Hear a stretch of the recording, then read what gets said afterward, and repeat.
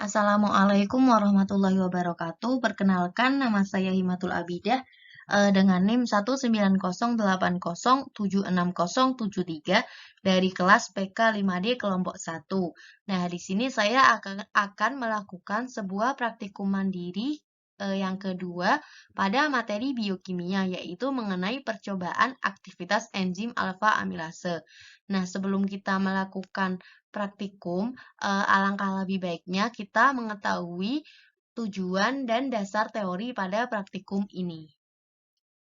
Adapun tujuan dari praktikum yang kedua ini yaitu memahami beberapa faktor yang memengaruhi aktivitas enzim alfa amilase pada saliva. Pada reaksi kimia, katalis digunakan untuk mempercepat terjadinya proses reaksi. Katalis sendiri itu dibagi menjadi dua, yaitu biokatalis dan non-biokatalis. Pada saat biokatalis itu bekerja, itu sangat tergantung dari kondisinya. Contohnya yaitu seperti enzim. Enzim merupakan protein yang berfungsi sebagai biokatalis dalam sel hidup. Enzim telah banyak digunakan dalam berbagai bidang industri, seperti pangan, farmasi, dan industri kimia lainnya. Dalam bidang pangan, itu misal contohnya seperti amilase, glukosa, isomerase, papain, dan bromelin. Sedangkan dalam bidang kesehatan contohnya amilase, lipase, dan protease. Enzim dapat diisolasi dari hewan, tumbuhan, dan mikroorganisme. Enzim alfa amilase. Enzim alfa amilase merupakan enzim yang berfungsi menghidrolisis atau memecah molekul-molekul pati menjadi molekul-molekul lain yang lebih sederhana. Contohnya seperti dextrin, maltosa, dan glukosa. Mekanisme kerja dari enzim alfa amilase adalah dengan cara memecah ikatan alfa-1,4 glikosidik rantai glukotan pati. Syarat enzim alfa amilase bekerja dengan optimum, yaitu harus dalam kondisi pH sekitar 6 dan pada suhu 60 derajat Celcius. Untuk alat bahannya, yaitu alatnya yang pertama kita memakai 1 mangkok, kemudian 1 penghalus, 1 sendok, 1 kain bersih. Nah, adapun untuk bahan-bahannya, yang pertama air secukupnya, nasi secukupnya, air biasa, air jeruk nipis, air sabun, dan betadin. Nah, setelah kita sudah mengetahui tujuan praktikum, dasar teori, dan alat bahannya, langsung saja kita melakukan percobaannya. Nah, untuk cara kerja yang pertama yaitu pengumpulan cairan saliva, di mana pengumpulan cairan saliva kita dapatkan dengan cara kita berkumur terlebih dahulu, kemudian air berkumur tadi kita tampung dalam sebuah mangkuk, lalu kita saring dengan kain. Nah, nanti filtratnya itu yang akan kita gunakan dalam percobaan ini. Dan ini filtrat yang akan kita gunakan dalam percobaan ini. Setelah kita melakukan pengumpulan cairan saliva, kita akan melakukan percobaan yang pertama, yaitu percobaan mengenai pengaruh temperatur terhadap aktivitas enzim amilase. Nah, langkah yang pertama yaitu kita haluskan sedikit nasi ini dan ditambahkan dengan sedikit air.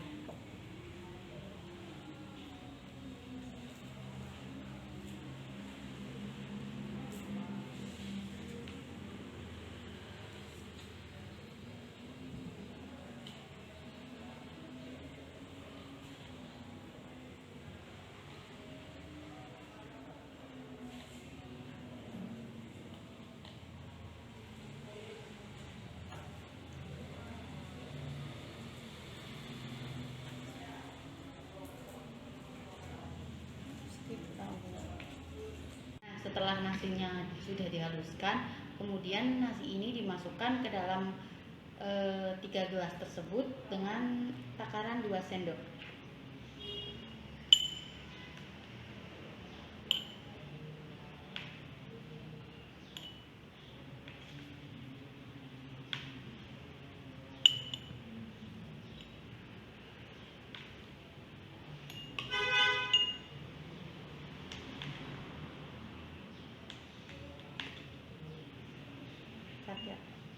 Setelah dimasukkan nasi ke dalam masing-masing gelas, kita tambahkan 1 sendok makan saliva ke dalam masing-masing gelas tersebut.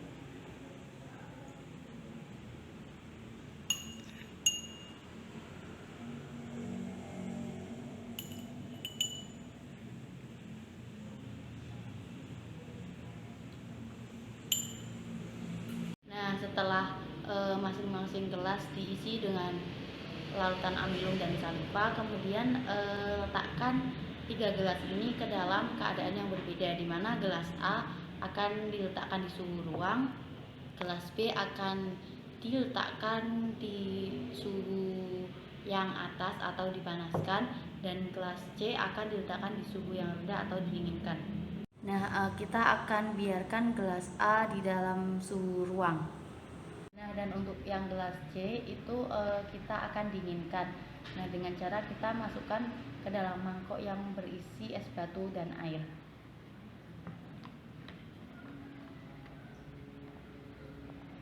Nah, dan untuk yang gelas B ini akan kita panaskan.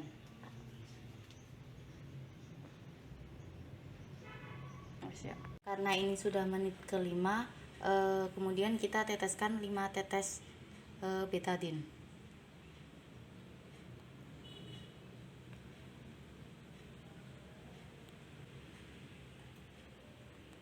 Nah, karena ini sudah 5 menit, kita tambahkan 5 tetes betadine.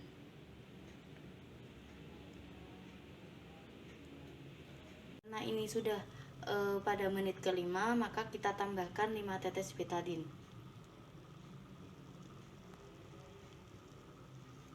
Ini adalah hasil dari gelas A pada menit ke-15. Ini hasil gelas C pada menit ke-15. Itu adalah gelas B pada menit ke-15. Dan ini hasil dari gelas A pada suhu 20 menit. Dan ini hasil dari gelas C pada suhu 20 menit. Dan ini hasil dari gelas B pada menit ke-20.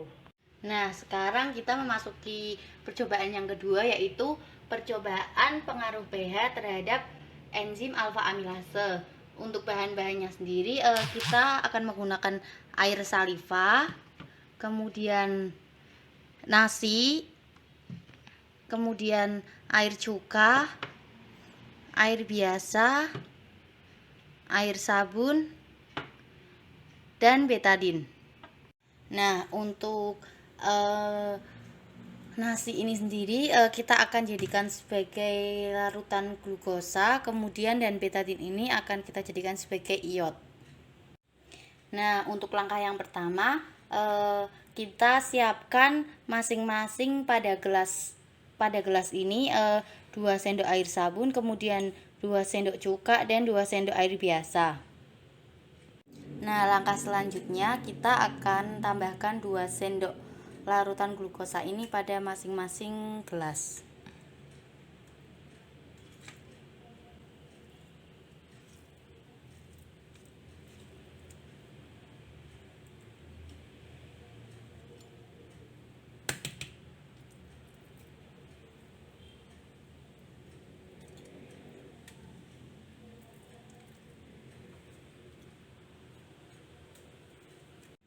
Setelah itu kita homogenkan masing-masing.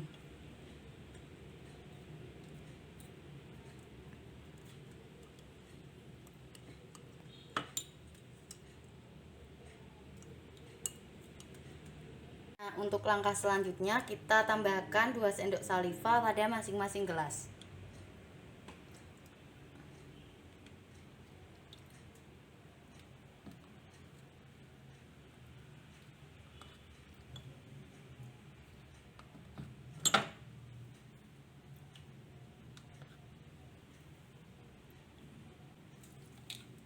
Nah, langkah selanjutnya kita akan homogenkan masing-masing campuran ini.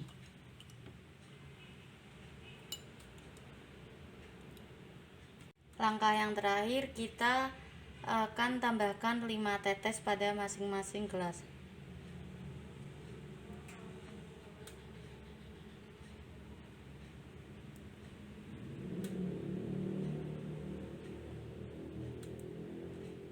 Langkah selanjutnya akan kita homogenkan masing-masing gelas ini.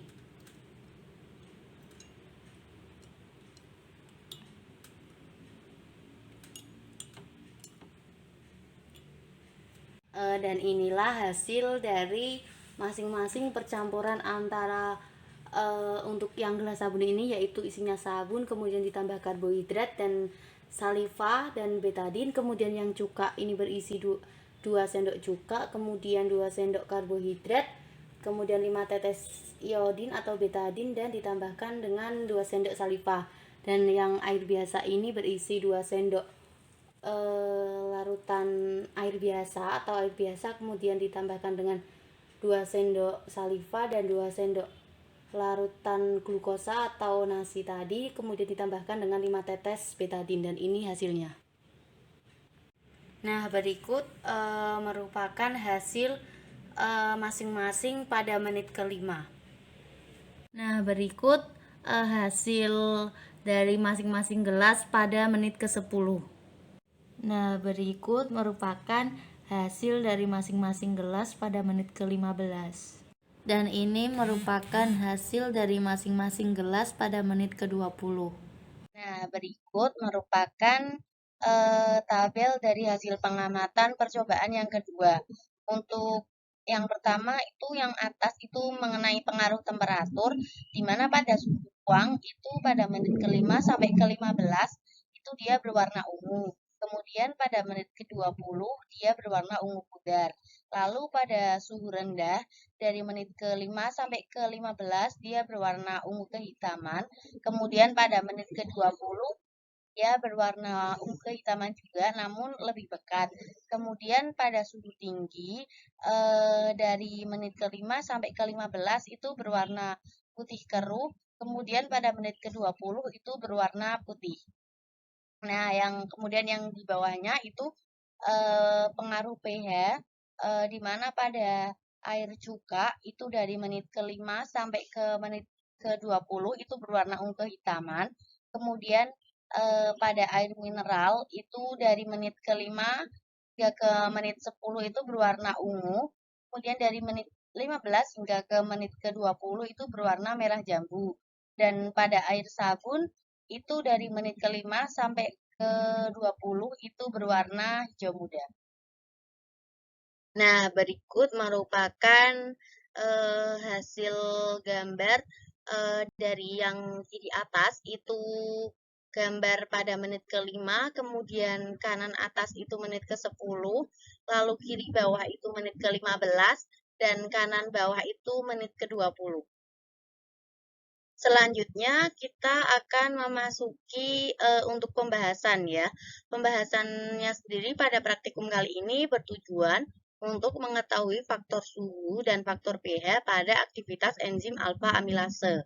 Nah, pada praktikum kali ini kita akan melakukan 2 percobaan, yaitu yang pertama mengenai pengaruh suhu pada aktivitas enzim alfa amilase, dan yang kedua itu mengenai percobaan pengaruh pH pada aktivitas enzim alfa amilase.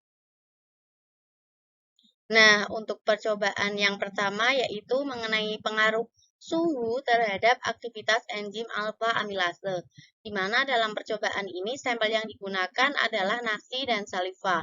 Nanti nasi itu sendiri akan kita gunakan sebagai larutan amilum. Nah, sampel tadi antara nasi dan saliva itu kita campurkan ke dalam 3 gelas. Nah, nanti 3 gelas itu kita tempatkan pada keadaan yang berbeda, di mana gelas 1 itu kita akan tempatkan di suhu ruang, kemudian gelas 2 akan kita panaskan atau berada di suhu yang tinggi, dan kemudian gelas 3 akan kita dinginkan atau pada suhu rendah. Nah, kemudian pada masing-masing sampel pada menit ke-5 itu diberi betadin, di mana betadin tersebut mengandung iod yang berfungsi sebagai indikator. Nah, pada gelas sampel 1 itu dalam gelas dalam keadaan suhu ruang. Nah, pada menit ke-5 larutan di dalamnya itu berwarna ungu. Ini berarti menunjukkan enzim alfa amilase dapat bekerja atau larutan glukosa mulai terbentuk. Nah, kemudian pada menit ke-10 larutan menjadi berwarna ungu. Kemudian pada menit ke-15 dan menit ke-20 itu larutan berubah menjadi warna ungu pudar. Kemudian pada gelas sampel 2, gelas dalam keadaan dipanaskan. Nah, dalam keadaan ini berarti larutan berada pada suhu tinggi. Pada menit ke-5 hingga menit ke-15, itu larutan di dalamnya berwarna putih keruh. Hal ini terjadi karena enzim tidak dapat bekerja atau enzim mengalami denaturasi. Nah, kemudian pada menit ke-20, larutan itu berubah menjadi berwarna putih. Nah, kemudian pada gelas sampel 3, gelas dalam keadaan didinginkan. Dalam keadaan ini berarti larutan berada pada suhu rendah. Nah, pada menit ke-5 larutannya itu berwarna biru kehitaman. Hal ini menunjukkan bahwa enzim alfa amilase bekerja dengan lambat pada suhu yang rendah. Kemudian pada menit ke-10 hingga menit ke-20 larutan itu tetap berwarna ungu kehitaman atau lebih pekat. Untuk percobaan selanjutnya yaitu mengenai pengaruh pH terhadap enzim alfa amilase. Nah, sampel yang digunakan pada percobaan ini adalah nasi dan saliva, di mana nanti nasinya itu akan kita gunakan sebagai larutan amilo. Nah, sampel tadi itu kita campur, kemudian kita bagi ke dalam 3 gelas yang berbeda, yang diberi label gelas itu masing-masing gelas 1, gelas 2, dan gelas 3. Kemudian pada gelas 1 itu kita tambahkan cuka atau dia sebagai larutan asam sebanyak 2 sendok, kemudian gelas 2 itu kita tambahkan air sabun atau dia sebagai basa juga sebanyak 2 sendok, dan kemudian pada gelas 3 kita tambahkan air biasa atau dia sebagai larutan netral sebanyak 2 sendok. Nah, kemudian ketiga gelas tersebut pada menit ke-5 kita tambahkan masing-masing pada gelas itu betadin sebanyak 5 tetes. Di mana betadin tersebut itu mengandung iot yang berfungsi sebagai indikator. Nah, pada gelas sampel cuka, larutan itu kan dalam keadaan asam. Pada menit ke-5, larutan di dalamnya berwarna ungu kehitaman. Kemudian pada menit ke-10 hingga menit ke-20, larutan tetap berwarna ungu kehitaman. Hal ini menunjukkan bahwa kerja enzim alfa amilase tersebut mengalami penurunan atau tidak dapat bekerja secara optimal pada pH yang rendah. Nah, kemudian itu pada gelas sampel 2, itu kan gelas dalam keadaan basah. Nah, pada menit ke-5, larutan di dalamnya itu berwarna hijau muda. Kemudian pada menit ke-10 hingga menit ke-20, larutannya tetap berwarna hijau muda. Hal ini menunjukkan bahwa enzim mengalami denaturasi, karena enzim berada pada pH yang lebih besar daripada pH optimum, yaitu di mana pH optimumnya sendiri itu bernilai 7. Kemudian gelas pada sampel 3 itu gelas dalam keadaan netral. Nah, pada menit ke-5 larutan di dalamnya itu berwarna ungu muda. Kemudian pada menit ke-10 warnanya tetap berwarna ungu muda. Namun pada menit ke-15 hingga menit ke-20 itu larutannya berubah menjadi warna merah jambu. Hal ini menunjukkan bahwa pada larutan ini enzim dapat bekerja secara optimal karena dia berada pada pH 7. Nah, kesimpulannya sendiri dari percobaan yang telah dilakukan itu bahwa suatu enzim apabila dia di luar suhu optimum, dia tidak akan bekerja secara maksimal, di mana suhu optimumnya sendiri itu 30 derajat Celcius. Apabila suhunya itu terlalu rendah, dia akan bekerja secara lambat, dan apabila suhunya terlalu tinggi, dia akan mengalami denaturasi. Nah, kemudian enzim dapat bekerja secara optimum apabila dia dalam keadaan netral atau memiliki nilai pH sebesar 7. Apabila nilai pH-nya rendah, dia akan bekerja secara lambat atau itu berarti dalam keadaan asam. Dan apabila dia memiliki nilai pH yang terlalu tinggi, dia akan mengalami denaturasi atau itu berarti dalam keadaan basah.